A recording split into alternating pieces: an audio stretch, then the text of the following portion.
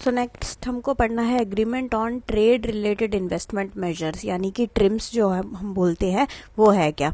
सो यहाँ पे ट्रेड से रिलेटेड सारे इन्वेस्टमेंट होंगे। Trade related investment it refers to measures relating to investment which affect investment in some way, यानी कि यहाँ पे जो है ऐसे एग्रीमेंट्स होंगे जो कि इन्वेस्टमेंट से रिलेटेड होंगे।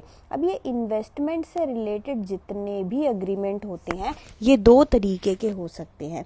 ये एग्रीमेंट जो है either it could be positive और इट कुड बी नेगेटिव। सो या तो ये पॉजिटिव हो सकता है या तो ये नेगेटिव हो सकता है। पॉजिटिव का मतलब क्या है?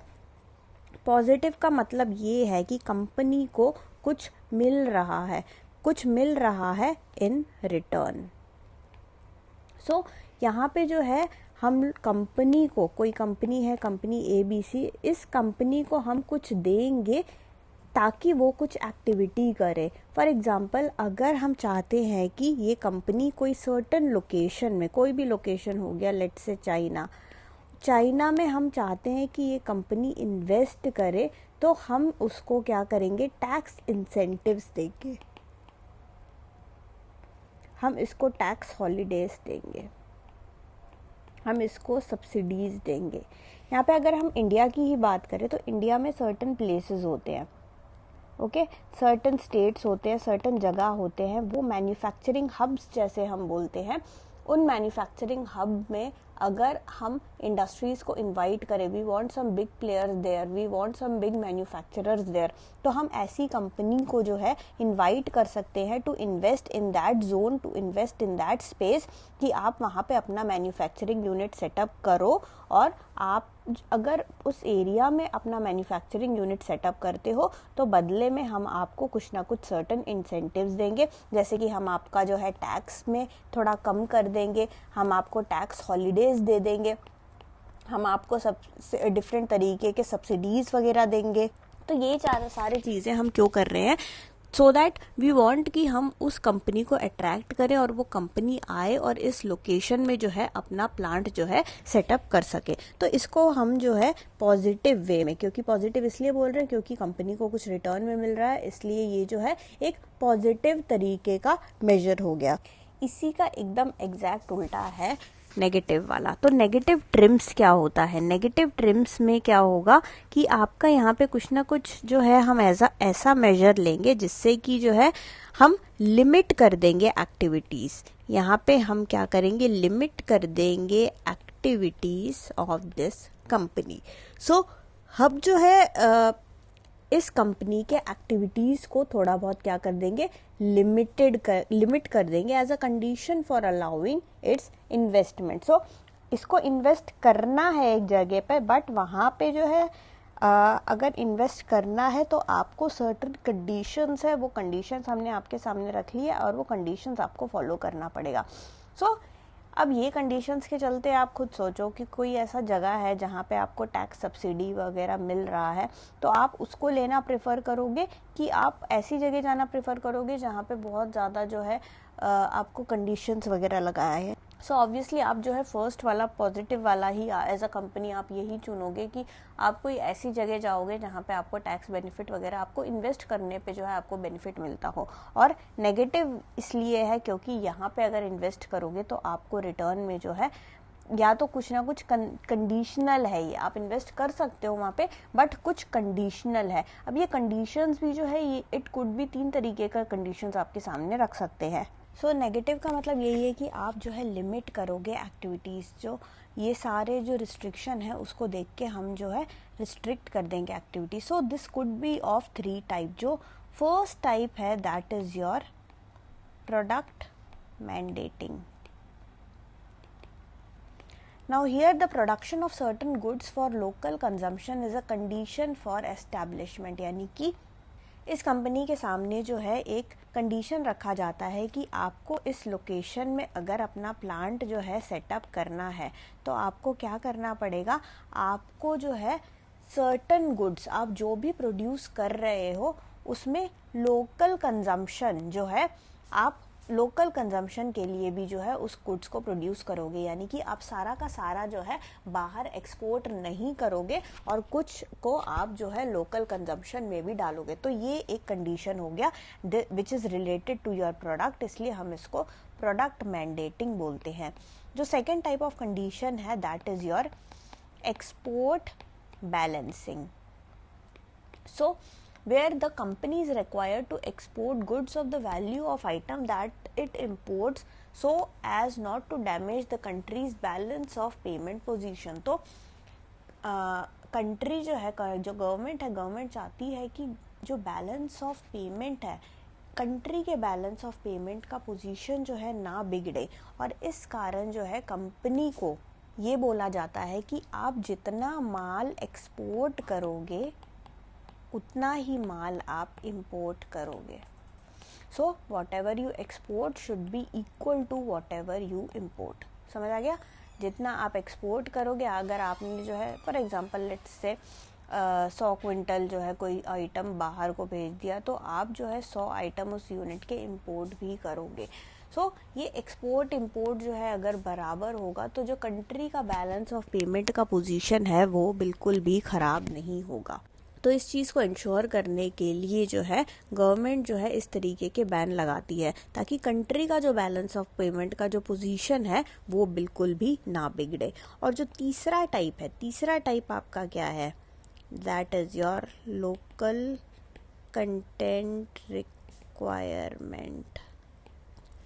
So where the company is required to include a certain percentage of locally produced goods in its production। तो अगर आप जो है कोई भी सामान बना रहे हो, कुछ भी, लेट से आप साबुन ही बना रहे हो, तो वो साबुन के अंदर जो भी आपका बेस डालोगे या फिर जो भी आप केमिकल्स उसमें डालोगे, it should be locally procured. यानी कि आप जो है अगर इंडिया में, इंडिया को छोड़ो, अगर इंडिया में अगर कोई स्टेट ही ले लो, अगर आप जो है चलो कंट्री का ही एग्जांपल लेते हैं, अगर आप इंडिया में कोई चीज़ प्रोड्यूस कर रहे हो, कोई चीज़ का मैन्युफैक्चर कर रहे हो, आप सोप ही मैन्युफैक्चर कर रहे हो, तो उसमें कुछ ना कुछ इंग्रेडिएंट्स के कुछ आइटम्स आप इंडिया से ही लोगे। ओके, आप हर चीज़ को बाहर से नहीं लोगे। तो that is your local content requirement. Locally कुछ कंटेंट उसका होना चाहिए।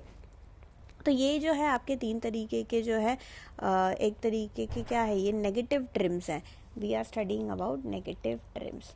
तो ये आपके नेगेटिव ट्रिम्स 3 तरीके के हो सकते हैं। प्रोडक्ट रिलेटेड हो सकता है, आपका एक्सपोर्ट बैलेंसिंग से रिलेटेड हो सकता है, या फिर आपका लोकल कंटेंट रिक्वायरमेंट से हो सकता है। तो ये तीनों का उद्देश्य, ये तीनों को हम नेगेटिव इसलिए बोलते हैं कि भाई इसको देख कर ना कभी कभी कंपनी सोचती है यार क्या लफड़े में फंसना, हम कहीं और ही चले जाते हैं। तो एक तरीके से ये नेगेटिव चीज़ है, इसलिए हम इसको जो है नेगेटिव ट्रिम्स बोलते हैं। On the other hand positive TRIMS में हम क्या करते हैं, हम बेनिफिट देते हैं, कुछ ना कुछ एडिशनल बेनिफिट वगैरह देते हैं, टैक्स में बेनिफिट देते हैं, या फिर हम सब्सिडीज़ देते हैं ऐसे कंपनीज़ को जो कि हमारे बताए हुए एरिया में इन्वेस्ट करें। हम जिस एरिया में बताए उस एरिया में अगर वो कंपनी इन्वेस्ट करती है तो we call it as positive TRIMs. So TRIMs का मतलब क्या है? TRIMs is everything that is related to trade related investment measure. तो ट्रेड से रिलेटेड कुछ भी इन्वेस्टमेंट होता है,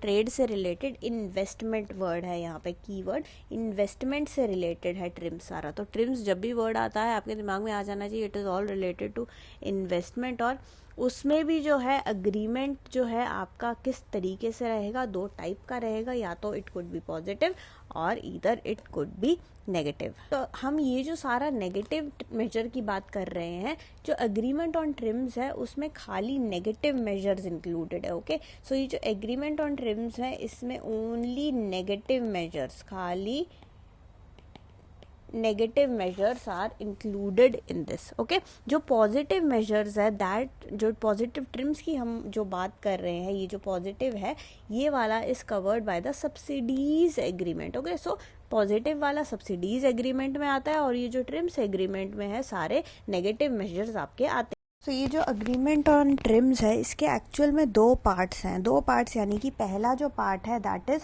अ स्टेटमेंट ऑफ प्रिंसिपल, जो ट्रिम्स है that is a statement of principle, as well as जो सेकेंड पार्ट है उसका that is with respect to prohibition of certain activities. तो अगर हम पहले पार्ट की बात करें which is a statement of principle, तो स्टेटमेंट ऑफ प्रिंसिपल ये बोलता है कि no country shall institute any measure that is inconsistent with the to principles of GATT system. तो कोई भी कंट्री जो है ऐसा कुछ हरकत नहीं करेगा जो कि गैट के, जो गैट है उसके ये दो एग्रीमेंट्स, ये जो दो चीज़ें हैं, दो प्रिंसिपल हैं, उसको सारे कंट्रीज़ को जो है फॉलो करना पड़ेगा। जो पहला चीज़ है that is with respect to national treatment. National treatment यानी कि आपका जो डोमेस्टिक प्रोड्यूसर है और आपका जो एक्सपोर्टर है, यहाँ पे दो चीज़ें कही गई हैं, आपका जो एक्सपोर्टर है और आपका जो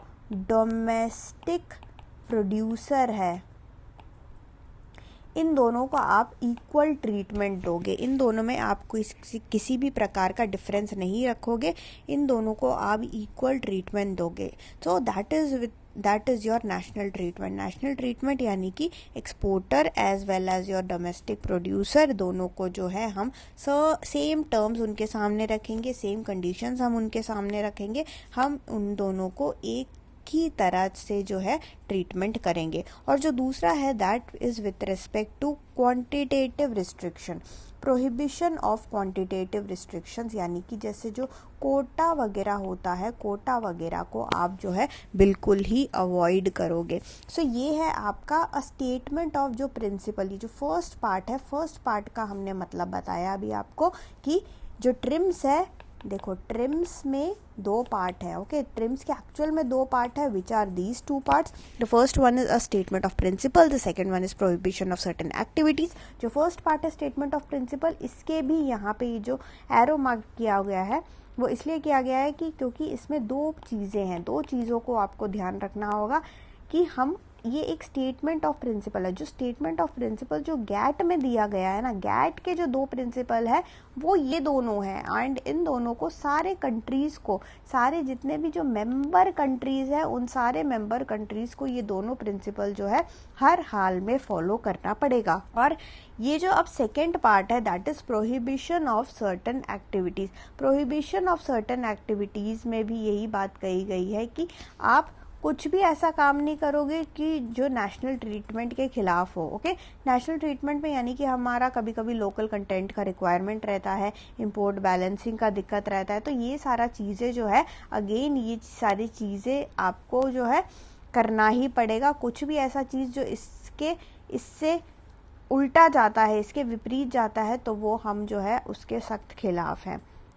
सिमिलरली जो इंपोर्ट के लिमिटेशन रहते हैं, एक्सपोर्ट के तो कुछ लिमिटेशन रहते हैं, फॉरेन एक्सचेंज का लिमिट्स वगैरह जो रहता है वो सारा जो है आपको जो है फॉलो करना ही पड़ेगा। सो ऐसे सारी चीज़ें जो कि नेशनल ट्रीटमेंट के खिलाफ हो या फिर ऐसे कई चीज़ें which are inconsistent with principle of elimination of quantitative restriction, जो भी क्वान्टिटेटिव रिस्ट्रिक्शन है तो उन ऐसे सारी चीज़ें जो है प्रोहिबिटेड ही रहेगा, ओके। सो ये है ट्रिम्स के एक्चुअली दो जो पार्ट अग्रीमेंट हम जो बोल रहे थे, पहला पार्ट था with respect to a statement of principle और जो दूसरा पार्ट है with that is with respect to prohibition of certain activities.